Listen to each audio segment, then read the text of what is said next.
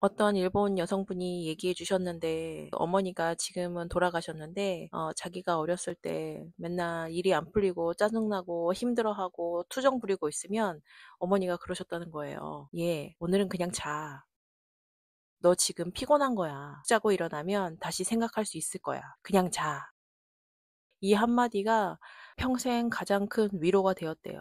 그리고 어머니가 돌아가시고 나서도 그게 계속 기억에 남는데요. 저도 이 얘기를 듣다가 정말 눈물 흘릴 뻔했습니다. 때로는 어떤 근사한 명언보다 무심한 듯 툭 던지는 지인의 한마디가 마음에 꽂히기도 하죠. 우연히 들었던 한 일본 어머니의 이야기가 오랫동안 제 마음에 남아있는 것처럼요. 아이가 슬퍼하거나 짜증을 낼 때 그냥 일단 자. 오늘은 그냥 자. 너 지금 피곤한 거야. 라고 다독였다는 그 말은 단순한 위로를 넘어 깊은 지혜가 담긴 명언처럼 다가오더라고요.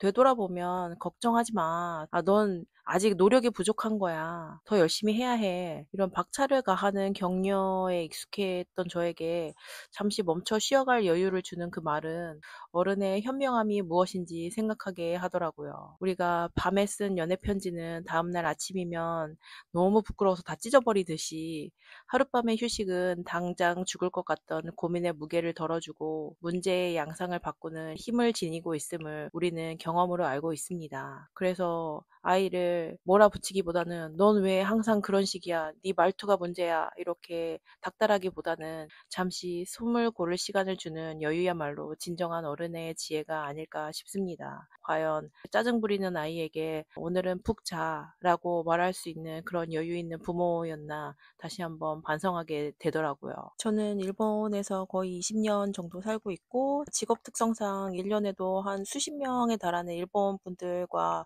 인터뷰를 하고 있기 때문에 여러 가지 이야기를 많이 듣게 돼요. 또 일본 분들의 지혜, 자녀 교육 방식에 대해서도 여러 가지 에피소드를 들었고 마음에 남아있는 것도 몇 가지 있는데요. 그중에서 이제 최근에 만났던 학생분들 중에서 아들을 정말 잘 키우고 계신 이제 워킹맘이 계셔서 그분한테 아들들은 말 잘 안 듣는데 어떻게 이렇게 잘 키우셨어요? 질문을 해봤어요. 이렇게 얘기를 들어봤더니 이분은 아이가 지금 명문 중학교, 고등학교 다니면서 공부도 잘하고 축구 선수로 운동도 잘하고 그리고 어렸을 때부터 영어를 해서 영어도 굉장히 잘하고 이런 아이이거든요. 이제 일본 같은 경우는 보통 중학교 입시를 많이 하거든요. 도쿄나 오사카나 이런 큰 도시에서는 공립학교가 아니라 사립학교에 보내는 경우가 많이 있는데 사립학교에 보내려면 초등학교, 중학교 입시 준비를 해야 돼요. 그래서 보통 예전에는 초등학교 4학년부터 시작을 했다고 하는데 요즘에는 그게 점점 시기가 빨라져서 초등학교 저학년 때부터 이제 입시 학원을 다니면서 중학교 수험 공부를 합니다. 뭐 그러니까 국어, 수학, 사회, 과학 이런 거를 달달달 외워야 되는 여러 가지 공부량이 정말 많아요. 그런데 이게 초등학교 때 과연 얘네들이 어떻게 입시를 한다는 마음을 먹게 되는 건지 저는 좀 이해가 안 되더라고요. 게다가 이제 지금은 저학년부터 시작하고 있기 때문에 그래서 저학년 아이 게다가 아들이잖아요. 그래서 남자아이를 어떻게 설득했냐라고 했더니 이분이 말씀하신 게 설득을 한 게 아니라 선택을 하게 했다고 하더라고요. 그러니까 아이에게 너무 많은 선택지를 주는 게 아니라 네가 선택할 수 있는 것은 이것과 이것이 있어. 그리고 너에게는 이런 장점이 있고 메리트가 있는데 너는 어느 쪽을 택할래? 이렇게 자신이 선택하도록 이게 유도를 한다는 거예요. 그래서 이 아이가 나는 명문 중학교에 가면 고등학교 입시를 생각하지 않고 그냥 학교에서 커리큘럼대로 따라가면서 좋아하는 그 축구 되게 유명한 학교거든요. 그래서 그 축구를 열심히 하면서 학업을 이어나갈 수 있겠구나. 이런 좋은 선택을 하게 해주고 그 아이가 직접 선택했다는 느낌을 주게 한다는 거예요.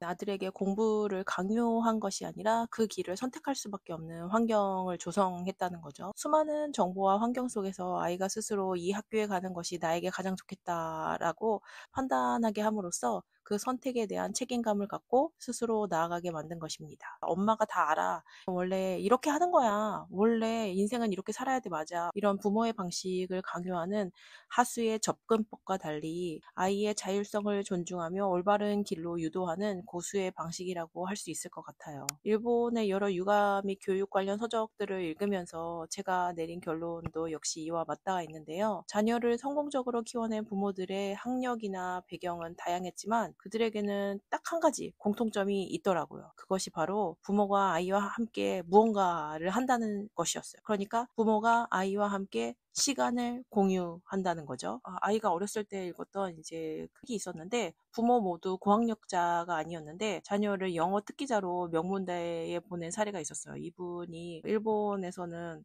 십몇 년 전에 영어 특기자 전형 굉장히 유명한 블로거였다고 하시더라고요. 이 부모는 정말 영어를 잘 알지 못했지만 아이가 어릴 때부터 그냥 같이 공부하자 이런 마음으로 그냥 꾸준히 영어를 접하게 했대요. 그렇게 부모와 아이가 함께 배우고 성장하는 과정을 뭐 다 블로그에 기록을 해놨고, 아이는 자연스럽게 영어에 대한 재능을 키울 수 있었다고 해요. 일본에는 굉장히 유명한 그 합격의 신이라고 불리는 사또 마마가 있는데요. 그 4명의 자녀가 있는데 일본 최고의 명문대 도쿄대, 거기에서도 1년에 300명밖에 들어갈 수 없다고 하는 도쿄대 의대에 보낸 것으로 유명한 사또 마마입니다.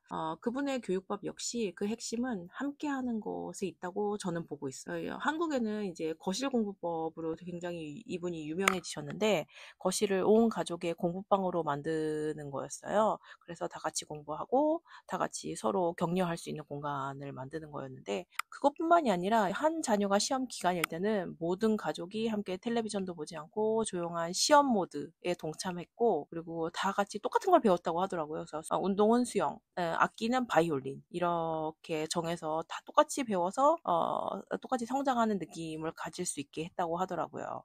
근데 이게 아이들만 하는 것이 아니라 이제 어머니 역시 아이들이랑 같이 바이올린도 배우면서 엄마도 이렇게 못하는데 노력하고 있어, 이런 걸 보여줬다고 해요. 그래서 부모와 자녀가 함께 0에서부터 시작하여 서로의 성장 과정을 공유했던 거, 그게 진짜 핵심이 아니었을까, 저는 그렇게 생각해요. 가족 전체가 하나의 그냥 공동체가 되어서 배움의 여정을 함께 하는 거죠.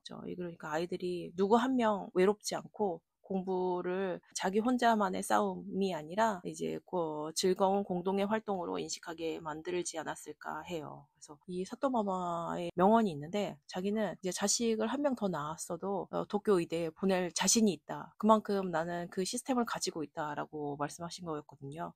그래서 저도 그분의 핵심은 이런저런 뭐 공부법에 있는 것이 아니라 이런 집안 분위기가 아니었을까라고 생각을 합니다. 결국 자녀를 올바르게 성장시키는 비결은 특별한 기술이 아니라 부모의 태도에 있다고 생각해요. 어느 책에서 제가 읽었었는데, 좋은 부모는 귀찮음을 극복하는 사람이라고 해요. 고된 하루 일과를 마치고 돌아와서 피곤해 지쳐 있을 때 아이와 함께 책을 읽고 놀아주는 게 결코 쉬운 일이 아니거든요. 근데 그 모든 귀찮음을 이겨내고 아이와 시간을 공유하려 하는 노력이야말로 진정한 부모의 사랑인 거죠. 부모와 함께 배우고 함께 성장하며 온전한 시간을 공유한 아이는 아마 어긋나기 어려울 것 같아요. 그래서 인생이란 그래서 소중한 것을 위해서 귀찮음을 극복하는 과정이 아닌가, 이런 생각을 하게 되고요. 알고 있는데도 저는 왜 하지 못하고 있을까 반성도 하게 됩니다.